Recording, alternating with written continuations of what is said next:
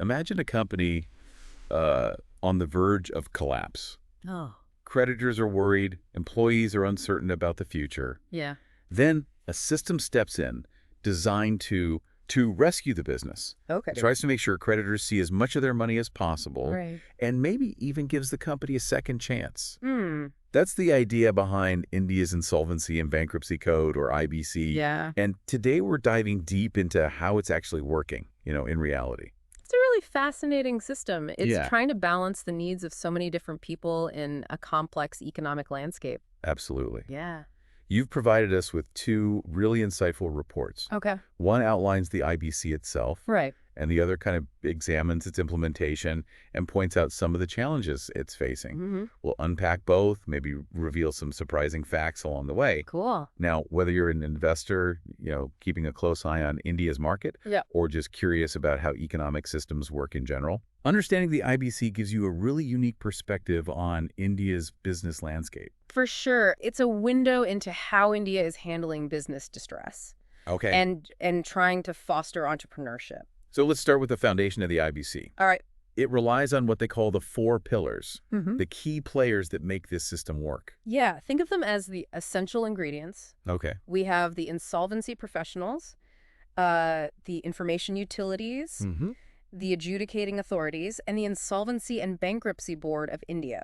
Wow. It's a mouthful, but it's known as the IBBI. Okay, so that's a lot of moving parts. Yeah. Help our listener understand what each of these pillars actually does.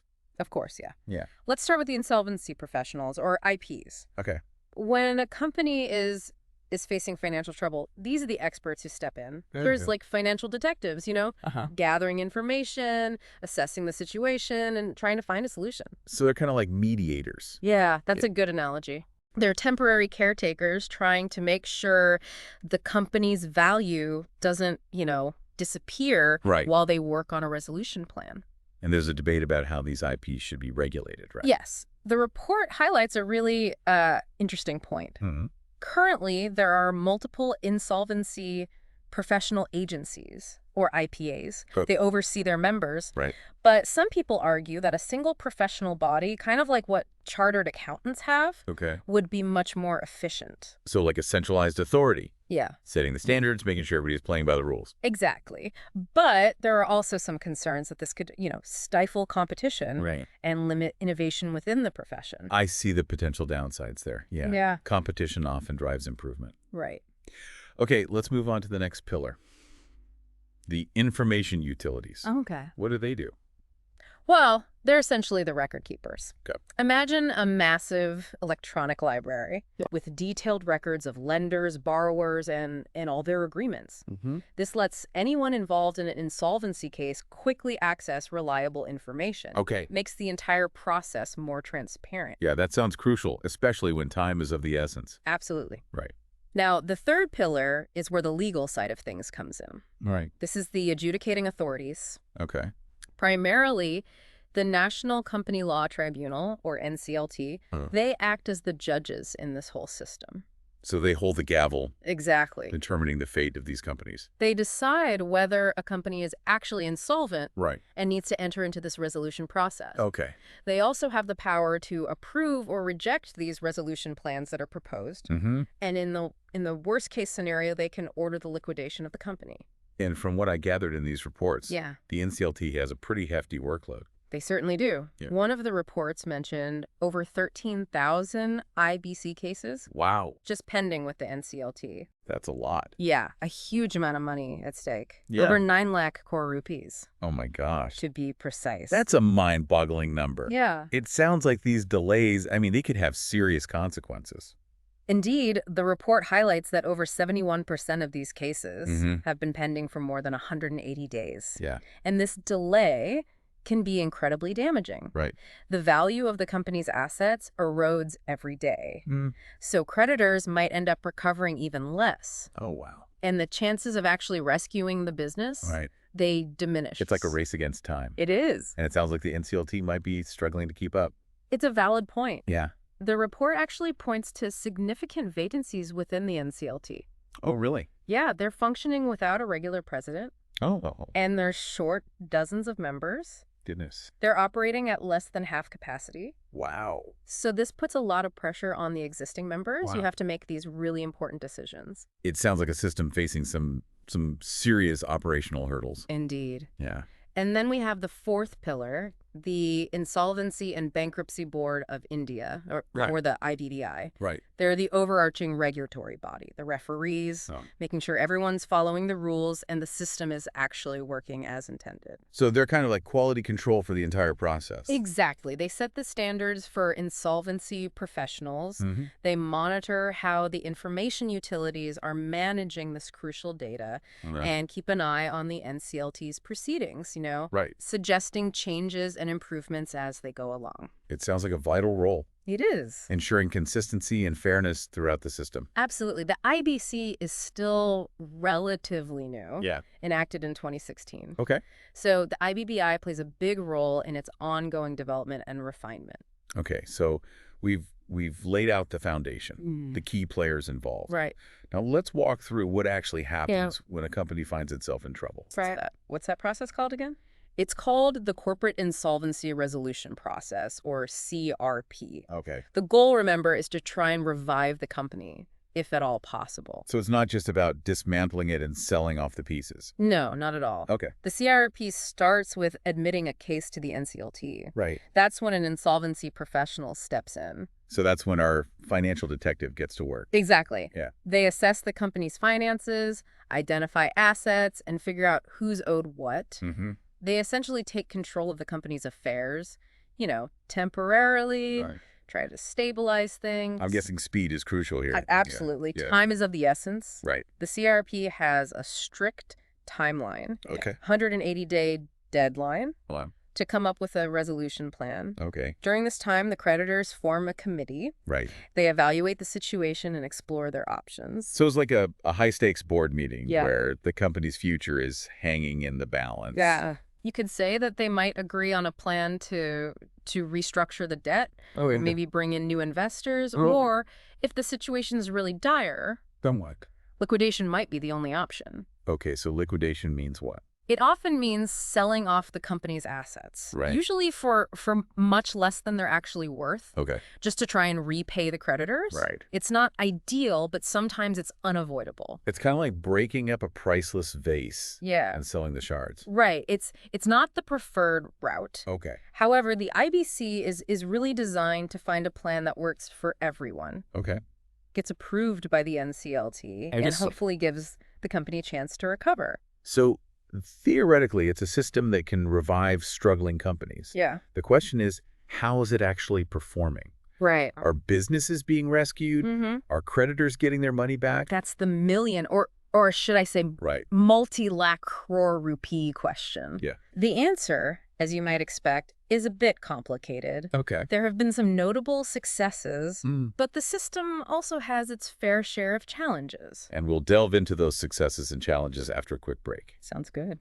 So we're back, Yeah. ready to explore how the IBC is actually performing on the ground. Okay. We talked about its aims, Yeah. rescuing businesses, getting the most value back for creditors. But is it living up to those ambitions? Let's start with a positive development. Okay. One big success of the IBC has been its impact on India's credit culture. Okay. Before the IBC, borrowers could often, default on loans without facing serious consequences. Right. This led to a lot of non-performing assets, or NPAs, for banks, Yeah. making them hesitant to lend. So it was a risky environment for lenders. It was. And ultimately, that stifles economic growth, right? Precisely. But the IBC brought in a sense of accountability. Okay. Borrowers now know that defaulting on a loan could mean losing control of their business. Right. This has led to a more disciplined credit market Okay. and has actually contributed to a decrease in those NPAs. So it's like the IBC has, put some teeth into these loan agreements, Yeah, making borrowers think twice exactly. before they default. There's a much greater awareness of the consequences, Right. leading to more responsible borrowing and lending practices. Okay, that's a win for the overall financial ecosystem. Definitely. The report also mentions another positive thing. Oh, yeah. It says that a lot of these cases are being settled before they even reach that formal resolution process. That's right. Really? Just the threat of going through IBC proceedings is often enough to bring everyone to the table and try to work things out themselves. So it's having a ripple effect beyond just the formal cases. Exactly. Okay, but let's talk about those formal cases for a minute. Great. You already mentioned the backlog at the NCLT. But are there other things that are impacting how effective the IBC can be? There are. There have been some big successes. Okay. You know, companies have been turned around. Creditors have recovered a good amount of what they were owed. Right. But the system isn't perfect. Yeah. One major concern, as we've said, is the delays. Those infamous delays that seem to plague the whole process. Right. And these delays have real consequences. Okay. The longer a case goes on, the less the company's assets are worth. Right. So even if a resolution happens, the creditors might not get as much back. So even in a so-called success, they might end up with, just a small fraction of what they were owed originally. It's definitely possible. Wow. And it can be really frustrating for those who've been waiting for months or even years. Right. And the report highlights another problem. It's the role of the Committee of Creditors. Okay, the COK. Yes. We talked about them earlier. Right. That's the group of creditors who get together. Yeah. They assess the situation and come up with a plan, right? Exactly. Okay. The IBC gives them a lot of power. It actually says that their commercial wisdom is supreme. Okay. But this has sometimes resulted in what are called haircuts for creditors. Haircuts. Yeah. I don't get it. Can you explain that? Sure. Yeah. It basically means accepting a much smaller amount than what you're actually owed. Right. Imagine being told you only get like 5 rupees. Okay. For every 100 you lent. Wow. These haircuts can be huge. Yeah. Sometimes as high as 95%. That's a massive loss. It is. I mean, it makes you wonder if this emphasis on speed and giving the co-C so much power, maybe it comes at the cost of getting the most value back. It's a valid concern. The report questions whether there's enough oversight in the system. Okay. Are these haircuts justified? Right. Or are they just trying to close cases quickly? Okay. Now, this brings us to a topic you wanted to discuss. The impact of the IBC on micro, small, and medium enterprises. Right, the MSMEs. Yes. This sector is like the backbone of the Indian economy. It is. But they probably face unique challenges navigating this complex system. Absolutely. MSMEs often just don't have the resources or the legal know-how to really participate effectively in the IBC process. Okay. They're also more vulnerable to delays. You know, their businesses are much more sensitive to disruptions. Right. And there's also the waterfall mechanism for debt repayment, right? Yes. Good point. Can you explain how that works? Sure. Yeah. Imagine a line. Right. Secured creditors, like banks, are at the front. Okay. They get paid first. Right. By the time you get to the smaller unsecured creditors, like a lot of the MSMEs who supply goods or services, there's often no money left. So the little guys are at the back of the line. Yeah. Higher risk of getting nothing. That's the worry. Does this really align with the MSME Act? It's a good question. Yeah. Which is supposed to protect these businesses? Yeah, it seems like a critical point to think about. Absolutely. Yeah, given how important MSMEs are to the Indian economy.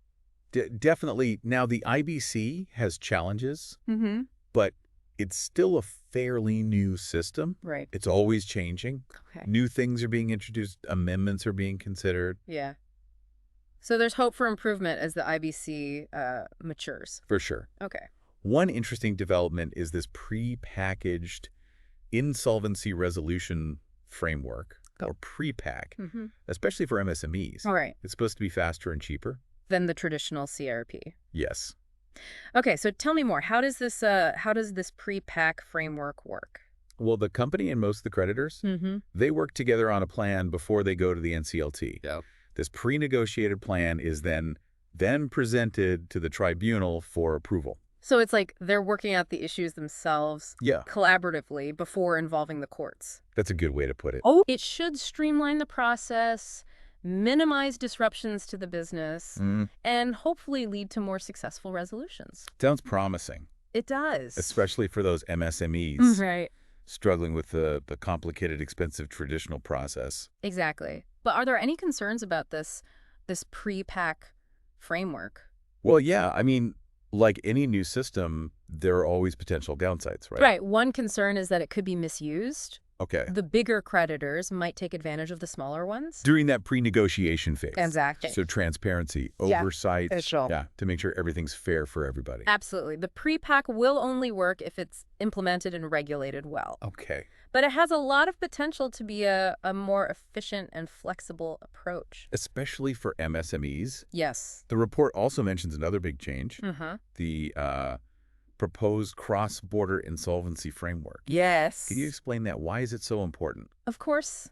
In today's world, businesses operate across borders. Assets and creditors are in multiple countries, and when one of these businesses goes insolvent, it can get really messy. I bet. You're dealing with multiple legal systems, different insolvency laws. Wow. It's a nightmare. Yeah, trying to navigate all that. It's a huge hurdle. Yeah. So India is working on a framework for dealing with these cross-border cases. And they're looking at the UNCITRAL model law for inspiration, right, though? Exactly.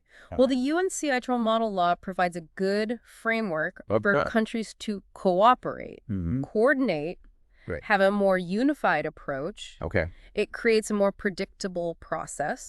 Reduces uncertainty for businesses operating internationally. It's about creating, like, common principles, procedures. Precisely. This is seen as very important for attracting foreign investment and fostering a stronger global business environment. Because investors need to know there's a system in place. Yeah. Even when things go wrong. Exactly. And this cross-border framework, it's not just about attracting foreign investment. It's also about protecting Indian businesses who are operating overseas. So it's a win-win. It is. For all involved. Hopefully. So these new developments, they give us hope for a stronger IBC. Yeah. But we have to step back. Look at how it's doing overall. Exactly. We've covered a lot. We have. The 4 pillars, the CIRP. Yes. The problems with delays. The haircuts. The issues for MSMEs. These new frameworks. It's been a real deep dive. It has. But the big question is it working? Yeah. Is it actually saving businesses? Maximizing value for creditors? Contributing to a healthy economy? It's a complicated question. It is. I think the answer really depends on who you ask. You're right. Yeah. Creditors might say it's a success because borrowers are more accountable now and NPAs have gone down. Others might say it's not working because of the haircuts and the delays. And the MSMEs might feel like their needs, their vulnerabilities aren't really being addressed. It's important to acknowledge all these different points of view. Absolutely. The IBC is, like anything else, a work in progress. It's a journey, not a destination. Exactly. Yeah, we've made progress. Well, we have. But there's still work to do. There is. To refine the IBC, make sure it's actually doing what it's supposed to do. And that's a great point. To keep in mind as we move into the final part, we'll explore the bigger picture, how the IBC is impacting India's economy as a whole. Sounds good. You know, we've spent a lot of time in this deep dive talking about how the IBC works. But what's really interesting is how it reflects a bigger shift in India's economic landscape. Okay, I'm curious. Paint that picture for our listener. What's changed? Well, before the IBC, India's approach to business failure, it was very different. It was kind of characterized by delays, drawn-out legal battles, and in the end, creditors rarely got much of their money back. So it sounds like a system that didn't really encourage good behavior. Yeah, you're right. From borrowers or lenders. Exactly. Yeah. But the IBC, it sends a very clear message. What's that? Contracts matter. Deadlines matter. And there are consequences for not paying your debts. So it's like setting up a new set of rules for the game. Leveling the playing field. Yeah. And that change has been really important for investor confidence. Makes sense. Both in India and internationally. Right, because investors want to know that their money's safe. Yeah. And that there's a clear system in place for when things go wrong. You got it. And this confidence, it's shown in India's improved ranking. Oh, really? In the World Bank's Ease of Doing Business Index. Wow. Specifically for resolving insolvency. Okay, so it's not just about saving individual companies. Yeah. It's about the entire business ecosystem. It is. It's about creating a stronger a more attractive environment for investment and entrepreneurship. But it's not just about the money, is it? No. There's a human element here, too. Absolutely. When a business fails, it's not just numbers on a page. Right. People lose their jobs. Families face uncertainty. Right. Communities suffer. It's a good reminder Yeah. that economic problems have real-world effects on people's lives. And while the IBC can't stop every business from failing, it can try to limit the damage by providing this structured, efficient process. So minimizing the social costs that come with economic instability. Exactly. And that's why it's so important that the IBC is implemented effectively and fairly. Right. Make sure everyone's treated justly. Especially those who are most vulnerable. Yes. The employees, the small creditors. Yeah, their interests need to be protected. Okay. So if we look at the big picture, the success of the IBC is really tied to India's overall economic growth. It makes you realize that a strong IBC it's not just, a set of laws. Right. It's a crucial part of a healthy economy. It creates this positive cycle. Right. A stable economy helps businesses succeed. Yeah. And successful businesses contribute to economic prosperity. Right, which benefits everybody. Exactly. And the IBC can be seen as one of the things that helps maintain that. Right. But as we said, it's still evolving. Right. It's going to take work from everyone. Okay. The government, the courts. Yeah. The insolvency professionals. The creditors. The debtors, even. Wow. Everybody has a role to play. They do, to make sure the IBC truly reaches its potential. Well, we've covered a lot in this deep dive. We have the 4 pillars, the CIRP, the challenges. Right. Those delays, the haircuts. New frameworks.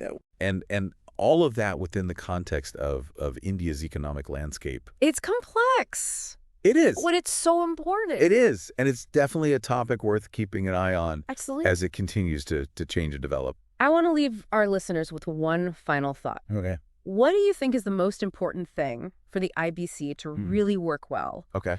Is it speed? Right. Maximizing value? Okay. Or is it finding the right balance between the two?